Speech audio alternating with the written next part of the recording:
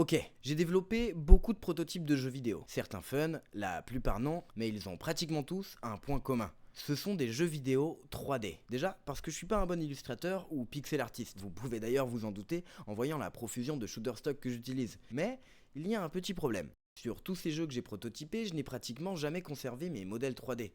Alors oui, je pourrais retourner dans chacun de mes projets, récupérer les modèles 3D et les copier dans un dossier centralisé. Mais ça prendrait beaucoup de temps.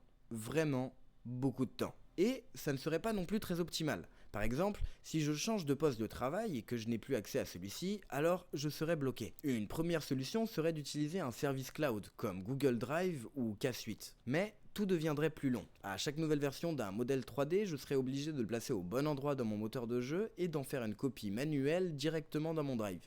Comme ça ne paraît pas énorme, mais à l'échelle d'un projet, c'est des dizaines de secondes multipliées par le nombre de modèles 3D et de leur version. Et ça peut faire beaucoup. Vraiment beaucoup. Et donc, tant pis.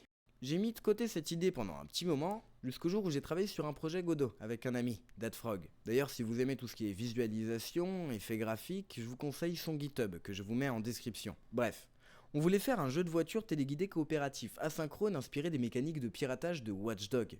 Un joueur PC contrôlerait une voiture à la manette et un autre joueur sur téléphone piraterait les différents appareils pour libérer des passages et indiquer les objectifs. Et je pense que vous le voyez venir. Un jeu asynchrone, en fait, c'est deux jeux. Et dans notre cas, c'est littéralement deux jeux. Des projets différents dans lesquels on utilise les mêmes modèles 3D et les mêmes maps. Le problème est réapparu. Plus grand et plus urgent qu'auparavant. Au début, on s'en sortait. On s'envoyait les maps au complet pour qu'elles soient synchronisées.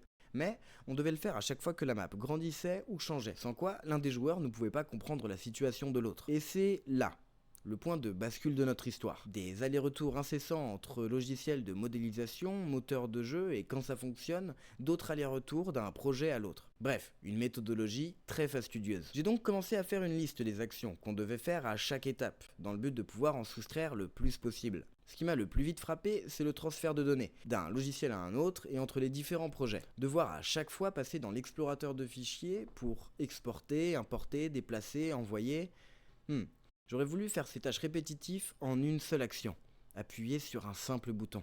Pour ça, on vire l'explorateur de fichiers. J'ai fait un serveur qui pouvait récupérer les fichiers en Node.js pour les intéresser. J'ai donc fait une page web pour pouvoir lister les modèles disponibles et une autre page pour afficher les modèles 3D directement dans le navigateur. Ça me permettra plus tard de voir tous les modèles 3D sur lesquels j'ai travaillé au fur et à mesure du temps et de les récupérer si un jour j'en ai besoin.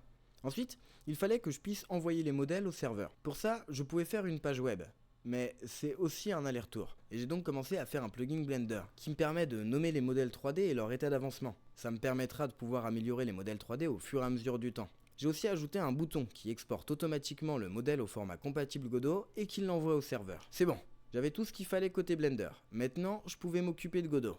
J'ai donc fait une première version d'un plugin qui se connecte au serveur, liste les modèles 3D disponibles et je me suis arrangé pour qu'une fois sélectionné, ça le télécharge automatiquement et l'ajoute à la scène. Mais je pouvais pas m'arrêter là. Alors, oui, j'avais drastiquement réduit le temps d'aller-retour entre Blender et Godot pour les modèles 3D, mais j'ai aussi parlé de map, ou autrement dit, un environnement composé de modèles 3D. J'ai donc fait un autre script qui me permet de lister les modèles 3D que j'ai importés depuis le serveur. Ça récupère pour chaque objet sa taille, sa rotation et sa position. J'entre toutes les informations dans un fichier JSON que j'envoie automatiquement au serveur. Je fais un dernier script qui récupère les fichiers de map sur le serveur et automatiquement ajoute les éléments à la scène au bon endroit, à la bonne taille et avec la bonne rotation. Et c'était bon. Mais on a peu à peu délaissé ce jeu pour travailler sur nos projets perso. Et moi, je travaille principalement sur Unity. J'ai donc à l'aide de GPT fait une version compatible et je pouvais maintenant partager en temps réel des maps de Godot à Unity. Et aujourd'hui, j'en suis là. J'ai un outil avec pas mal de défauts mais qui a des qualités qui me serviront beaucoup à l'avenir. J'ai donc maintenant accès à mes modèles 3D et maps partout, tout le temps, au même endroit et compatible Godot et Unity. A l'avenir, j'aimerais faire une version Unreal Engine et améliorer le design des différents plugins. Mais en attendant, je rends cet outil accessible gratuitement via cette vidéo, pour l'instant, dans l'espoir qu'il vous sera utile et que vous m'enverrez des critiques pour pouvoir améliorer l'outil. Donc, cadeau. Et abonnez-vous si ce type de projet vous intéresse, n'hésitez pas à me faire des retours, poser vos questions, m'envoyer des suggestions, je suis preneur, ça me fera énormément plaisir. Sur ce, bonne navigation, bye.